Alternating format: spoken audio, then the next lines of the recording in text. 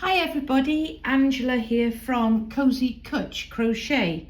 Just thought I'd pop on to do a quick video to show you this website. It's called temperature-blanket.com. You can see that at the top of the frame. And it's a really useful tool for getting data when you're doing a crocheting, knitting or whatever temperature blanket. I'm just going to focus today on the page where you can actually get data for your temperature projects. I came upon this because I do a lot of historical temperature projects and needed somewhere where I could find data for past years.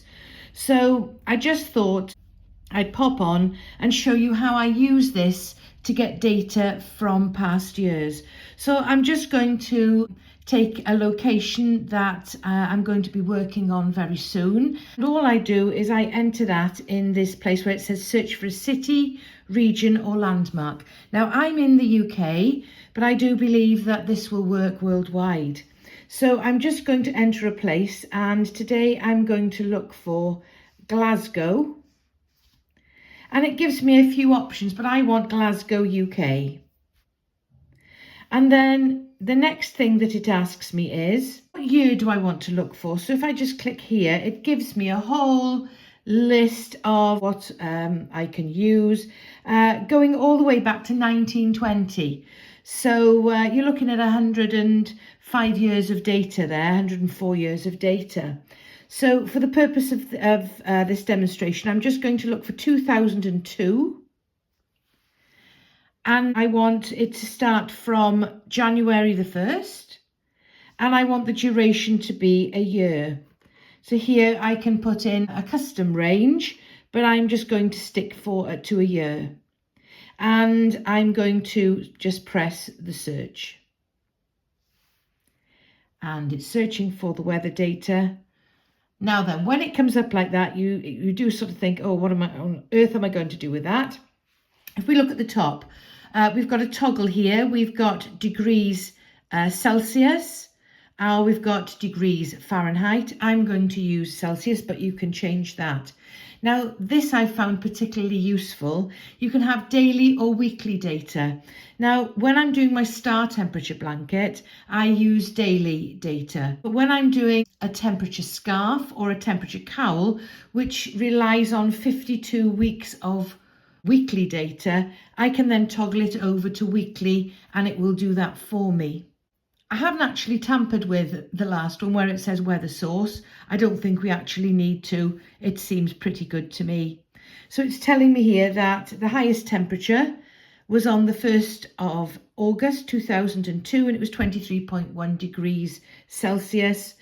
The average temperature was 8.72 degrees Celsius and the lowest was minus 5.5 degrees Celsius on the 2nd of January. It tells me total rainfall, it tells me total snowfall. Now that's an awful lot of data. So if you scroll down, this is what I actually use. Now these toggles at the top, high temperature, average temperature, low temperature, rain, snow, daytime, they're toggles. You can put them on and off.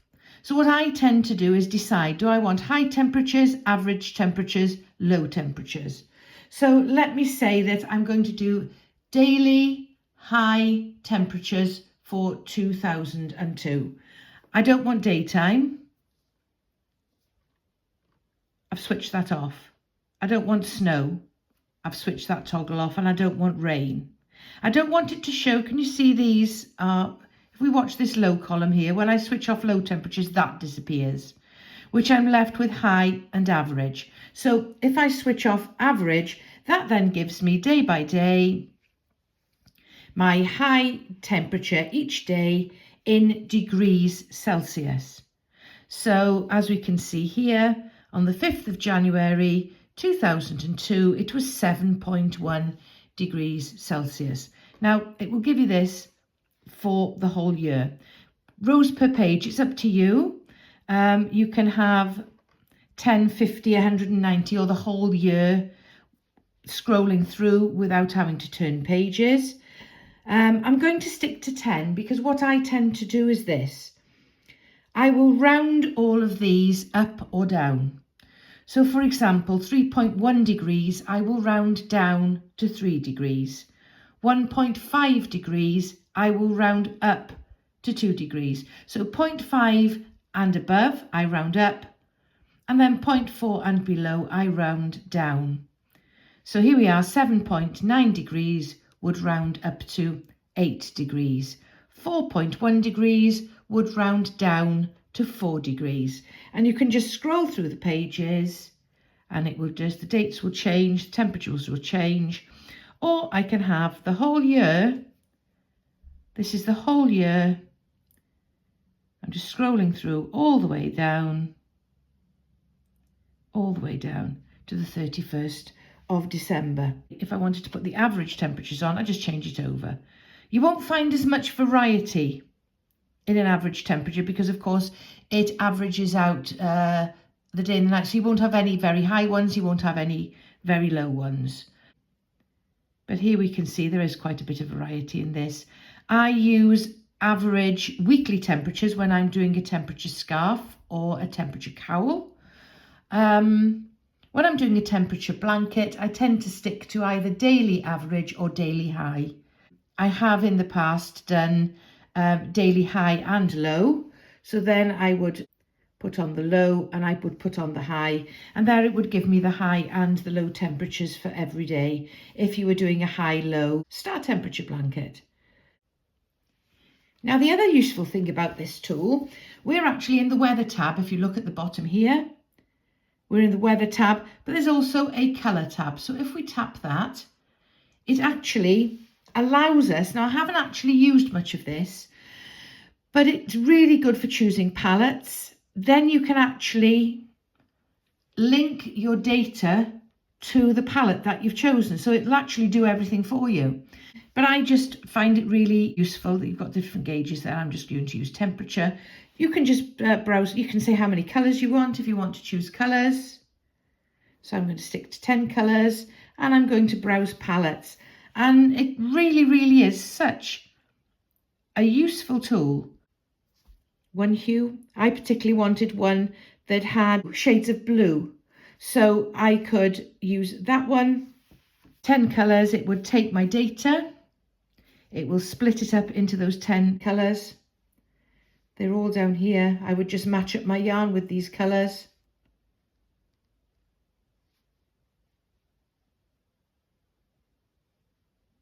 I can do it in a list form, or I could do it in a grid form. And if I look here, it tells me how many days I'm going to be using. For example, in colour 2, I would be using this for 36 days in the year.